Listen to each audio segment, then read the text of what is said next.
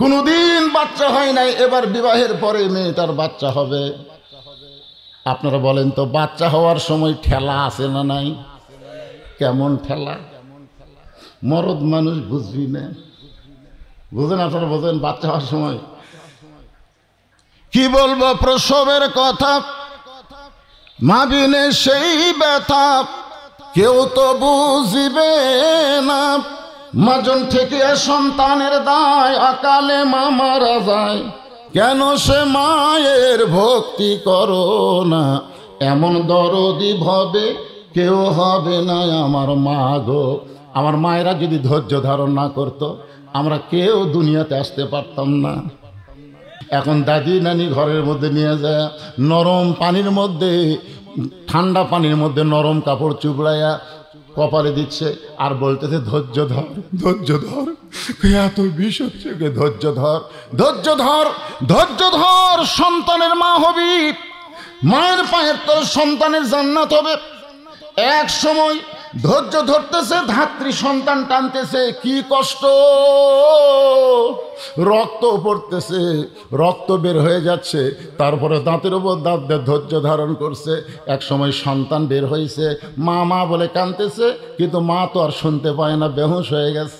সন্তানকে গোসল করাইয়া ওই সন্তানকে যখন মায়ের বুকের উপরে দেয়, সন্তানের পরশে মায়ের হুঁশটা ফিরে আসে। সন্তান আস্তে করে হাত দেয় নিয়ে ওই মা সন্তানকে কাছে নিয়ে মুখ থেকে জিহ্বা বের করে সন্তানের মুখে চুমা খায়।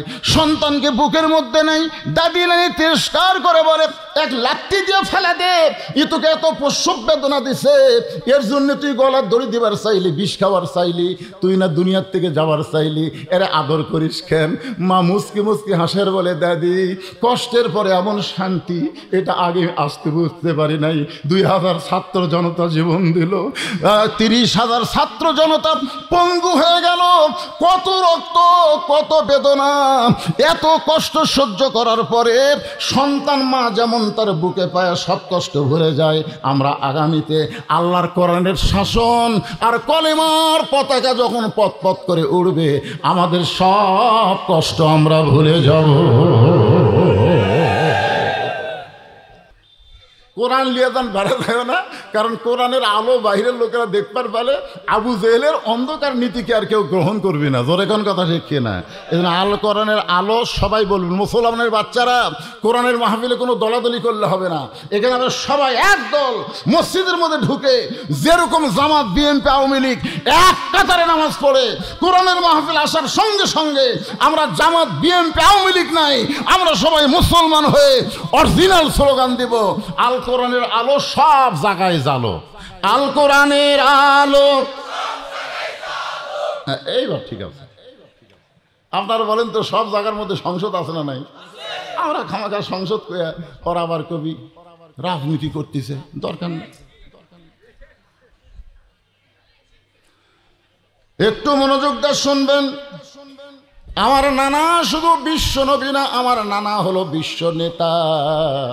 আমাদের নবী শুধু নবী না, আমাদের নবীর নেতা হওয়ার কারণে আল্লাহ বললেন, লাকাদ কানা লাকুম ফি রাসূলিল্লাহি উসওয়াতুন হাসানা। যদি তোমরা সফলতা অর্জন করতে চাও, দুনিয়ার সমস্ত মানুষের নীতি নৈতিকতাকে বাদ দিয়া বিশ্ব নবীকে তোমাদের আদর্শ হিসাবে গ্রহণ করে নাও। এই ছোট দুটা কে রে? বেটি ছাওয়াল না বেটা ছাওয়াল রে? এই এবার দাঁড়ালো কেন? বসে দেন, বসে দেন। 7 বছর থেকে তালিম দেন, আর 10 বছর থেকে জোর করে ধরান লাগবে। জোরে কোন ঠিক কিনা? খালি কোরআনের সমাজ চালু হয়ে যায়, ওগুলা বেনামাজি বানাবেন। নামাজ কায়েম করা খালি বুড়ে একলা নামাজ পড়ে না, লাতি সহ নামাজ জামাতে আদায় করা। জোরে কোন কথা ঠিক কিনা? তো এটার নাম হলো নামাজ কায়েম। একটু মনোযোগ দিয়ে শুনবেন।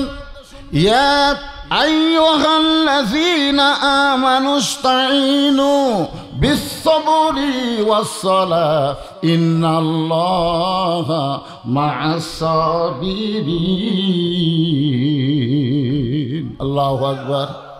রে ঈমানদারেরা, যদি আল্লাহর কাছে তোমরা কিছু পাবার চাও, আমরা আল্লাহর কাছে কোরআনের সমাজ চাই। জোরে কোন? চাই শব্দটা কবরে ঠিক কি? আমরা এই বাংলাদেশে আল্লাহর কোরআনের সমাজ চাই। আল্লাহ বলতেছেন, ইয়া আইয়ুহাল্লাযীনা আমানু, যারা আমাকে বিশ্বাস স্থাপন করেছো, আস্তাইনু, যদি আমার কাছে কিছু পাওয়ার চাও তাহলে তোমাদেরকে দুইটা জিনিস দেওয়া লাগবে। একটা হলো বিসসবরি ওয়াসসালাহ, একটা হলো ধৈর্য, আর একটা হলো নামাজ। এই ধৈর্য আর নামাজের ভিতর দিয়ে আমরা আল্লাহর কাছে চাবো। কি চাবো? দুনিয়া আখিরাত না। আল্লাহ বলেছেন রব্বানা, পড়েন রব্বানা আতিনা ফিদ দুনিয়া হাসানাতাম ওয়া ফিল আখিরাতি হাসানা। কে ভাই এখন আপনি এই টাকা গোনা লাগবে কেরা?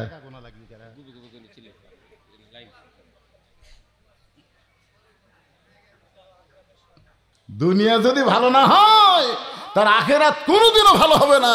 আর এই দুনিয়া ভালো করতে গেলে মানুষের তৈরি আইন হবে না, আল্লাহর কোরআনের আইন লাগবে। জোরে কোন কথা ঠিক কথা বলে।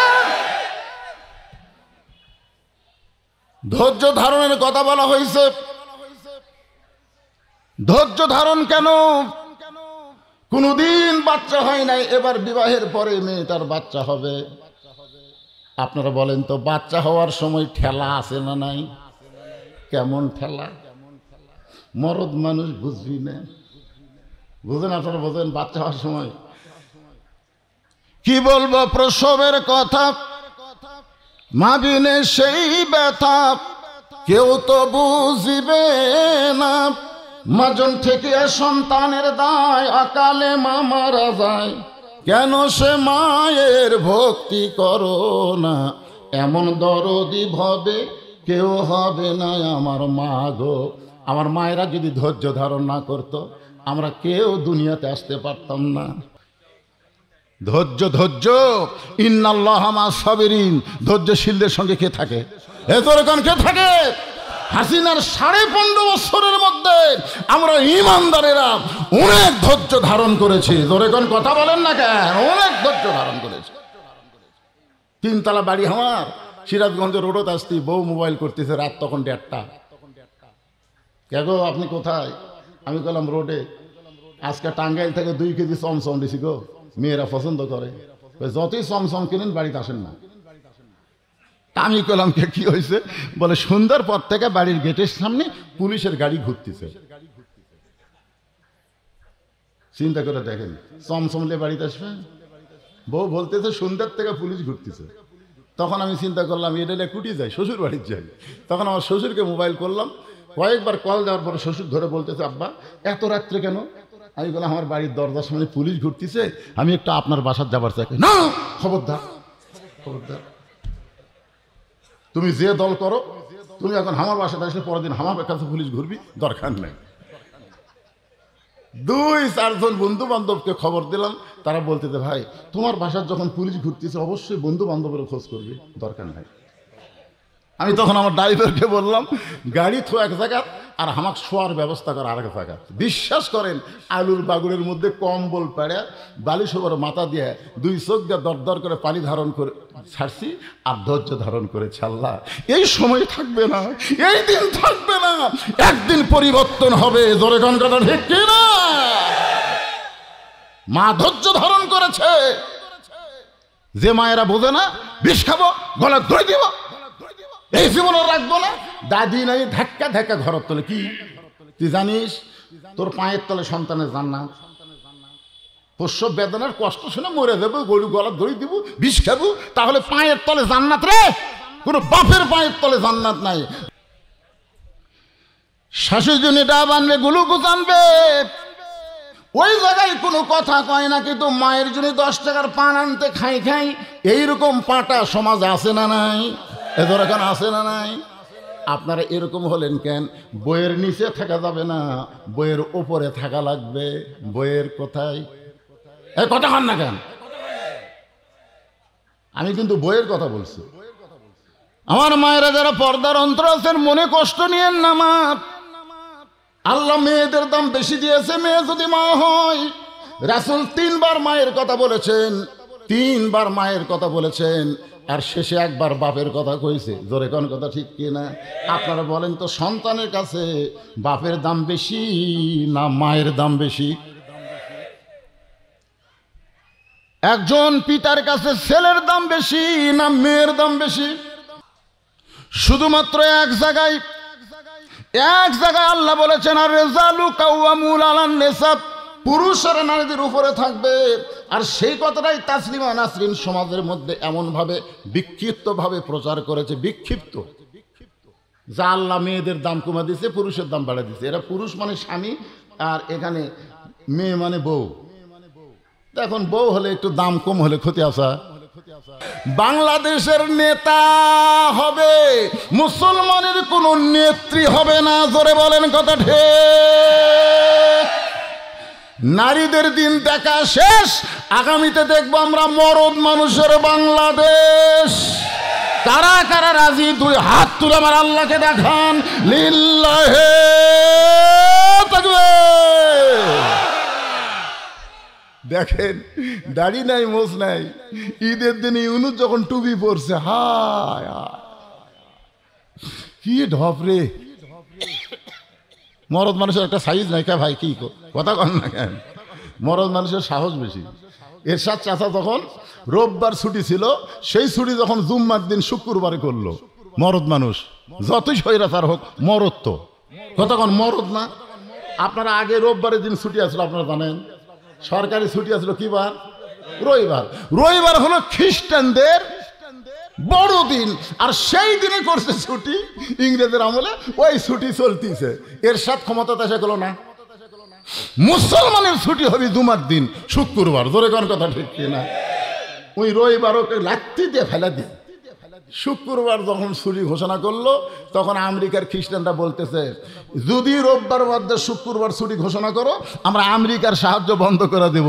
এরশাদ চাচা বলল, তোরা সাহায্য বন্ধ করে দিলে কি হবে? আমার আল্লাহর সাহায্য ঠিকই চলে আসবে। জোরে কোন কথা ঠিক কিনা? মরদ মানুষের ক্ষমতা দেখছে। আর এক মরদ আছে, থাক দেশটা সাইজ করা, তারপরে নির্বাচন হোক। জোরে কোন কথা ঠিক কি রে ভাই, মন কষ্ট নিচ্ছে? ইয়া আইয়ুহাল্লাযীনা আমানুস্তাঈনু বিস-সাবরি ওয়াস-সালাত ইন্নাল্লাহা মা'আস-সাবিরিন।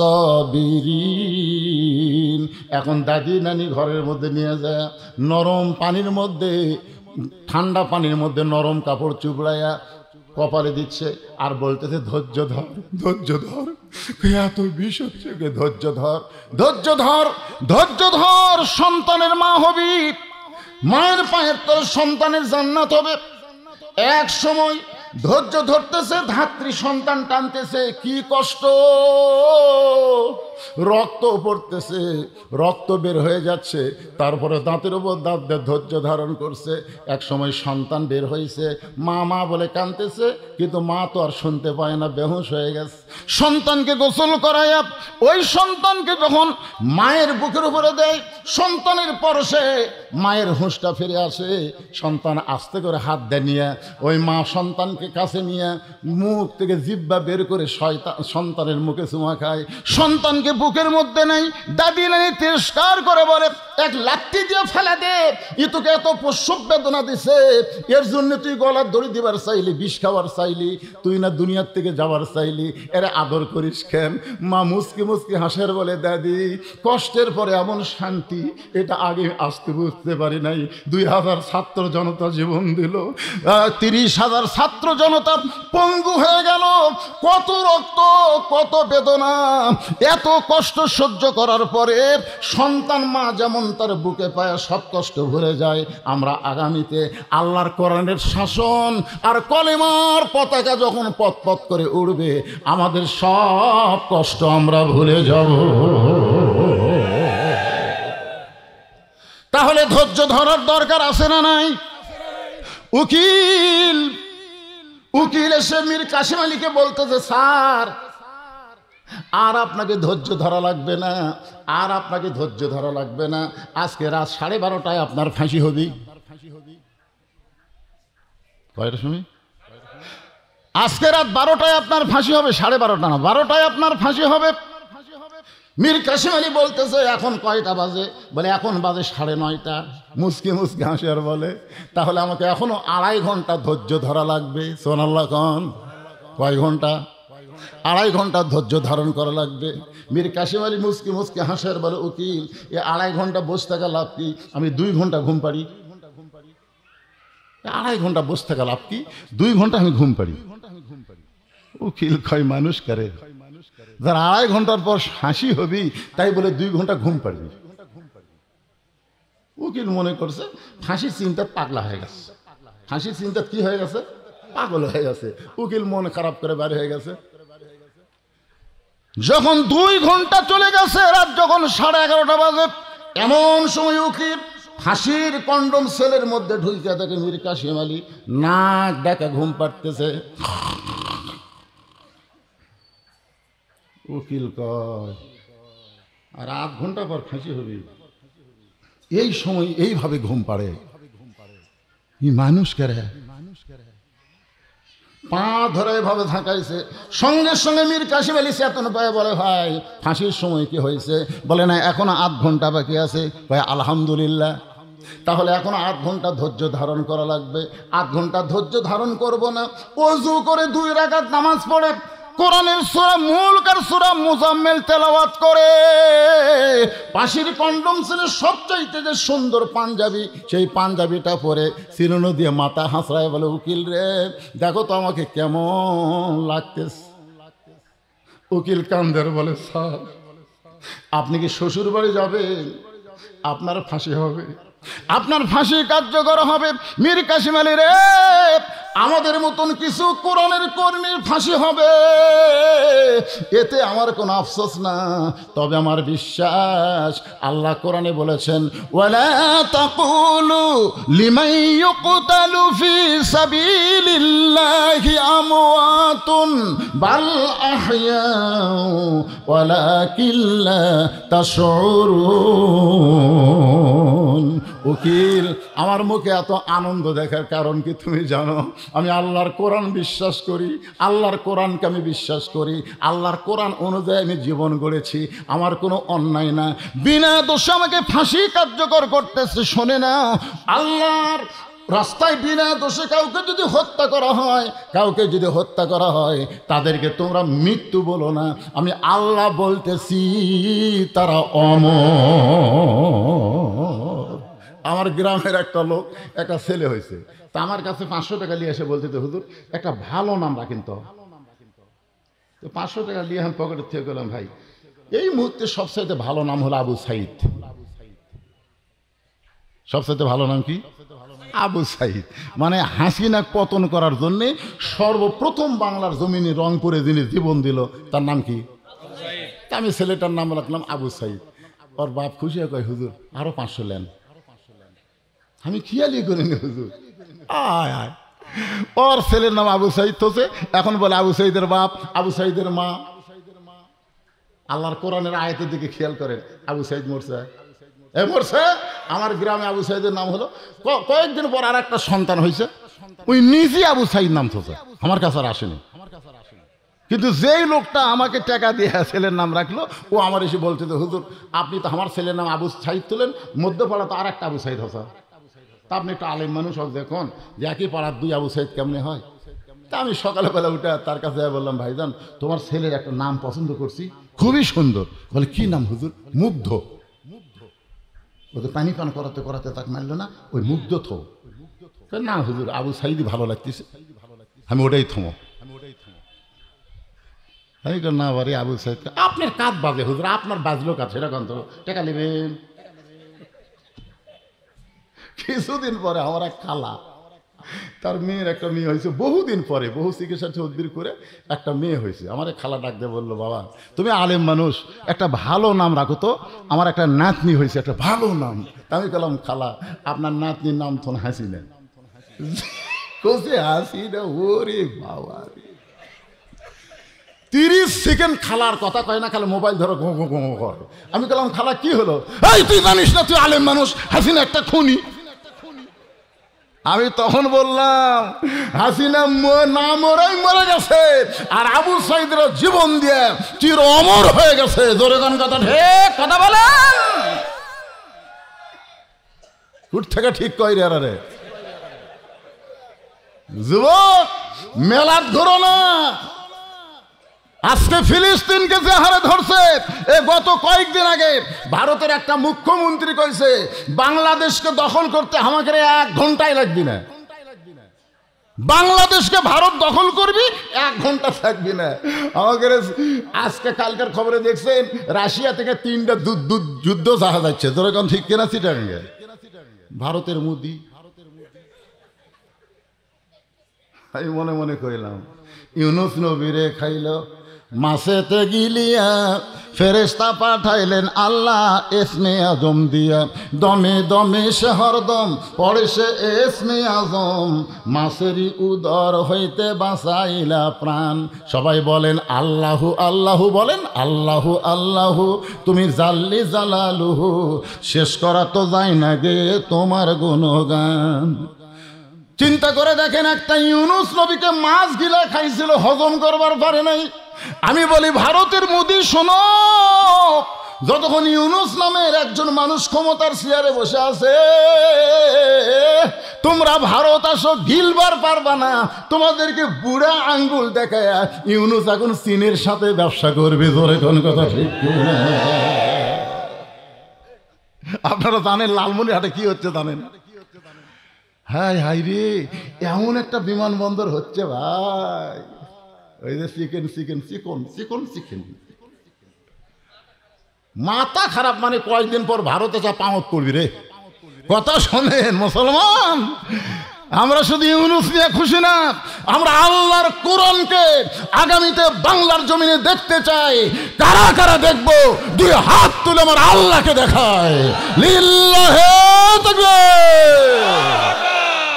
আলহামদুলিল্লাহ।